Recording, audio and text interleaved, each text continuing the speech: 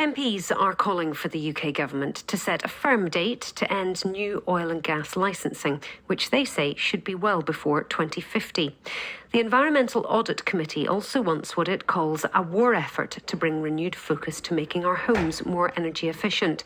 We'll talk to the chair of the committee, the MP Philip Dunn, in around an hour's time. But first, let's hear from Jan Webb, who's Professor of Sociology at the University of Edinburgh, whose research is focused on energy and climate change. Jan is also the co-director of the UK Energy Research Centre. Good morning to you, Professor Webb. How are you this morning?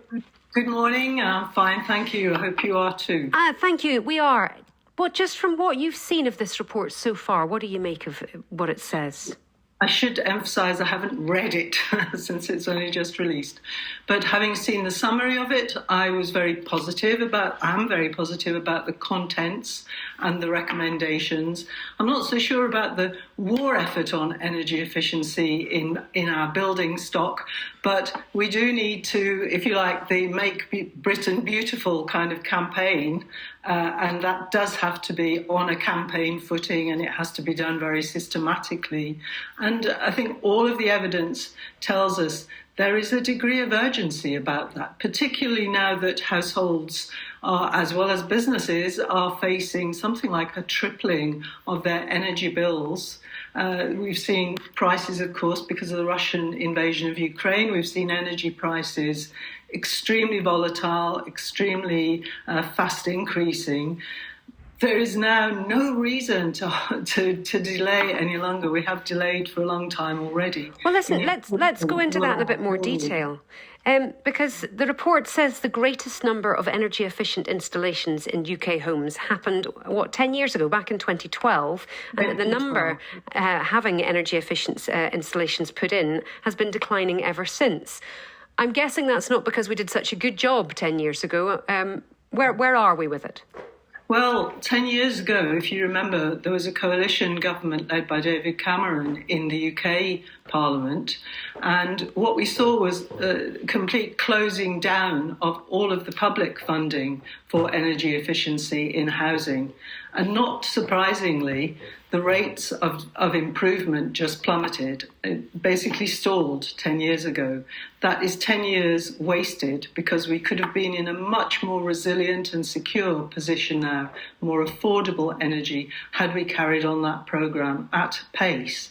Now, that hasn't happened in Scotland, actually. In Scotland, investment has been maintained, particularly in social housing, which is now a better standard on average than privately owned housing and private rented housing. That's interesting, and it's good to hear about social housing, but I was going to ask where you think responsibility lies, because it's not like private owners and private landlords haven't known for the past 2 decades that this is something they should be doing. So is it up to government to do it, or should we just be getting on with it ourselves? I think it needs everything. It needs a programme in place. I don't know about you, but I own a house or a share of a house, and it's very hard for many homeowners to know where to start. There isn't. So in Scotland, we have Home Energy Scotland Advice Services, but there isn't an instantly available programme for most homeowners to slot into. We know that there is willingness in Scotland. There's a lot of concern about climate change and the need to conserve energy as part of a way of responding to that and to move away from fossil fuels. So providing the programme of action on a systematic basis, ideally area by area, with an offer to every homeowner and every landlord, that would help us to get the momentum that's needed. Is that not sort of, in terms of moving towards net zero by 2050, is that not sort of tinkering around the edges, insulating all our homes? Is it not better then to do what the committee suggests and end oil and gas licensing? It's a much bigger impact. We need both. We need both. For one thing, actually doing a major home and building improvement programme is a great asset for all of us. It would give us better lives, better places to live. We've seen from the research we've done how much people like the neighbourhood as a result of the improvements and the value that they give to that. But of course, and that saves energy. So it engages all of us in a big project, which is good for everyone, mental health wise, as well as health wise, better places wise. Jobs wise, 500,000 jobs reckoned in many reports. But also, of course, we need to stop using oil and gas if we are going to have a really good, strong future, a sustainable and prosperous future and Jan, for all on Earth. The committee of MPs says that the UK government should set a date to end the granting of licences for more oil and gas exploration. It says that has to be before 2050. When do you think those licences should come to an end?